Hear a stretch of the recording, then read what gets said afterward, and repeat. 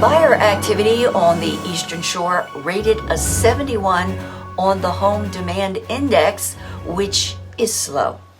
It's Friday, April 10th, 2026. I'm Kimberly Barton, broker-owner of Kinetic Realty, your go-to real estate resource in Maryland.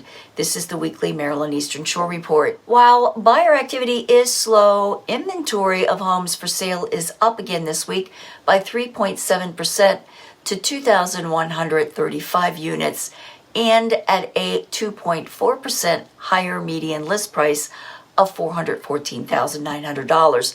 Active for a median 65 days. 4% fewer homes will be coming to the market at a $447,900 median list price. 186 homes went under contract, rising 5.1% this report, slowing to 24 days to contract, but the list price at time of contract was up 1.6% to $379,945. 100 homes sold in 41 days at 97.1%, and the median sold price was $355,000. Rentals fell to 154 units with the median monthly rental at $2,200 per month. These have been listed active on the market for 38 days. That's your weekly wrap for this week's Maryland Eastern Shore Report for Friday, April 10th, 2026.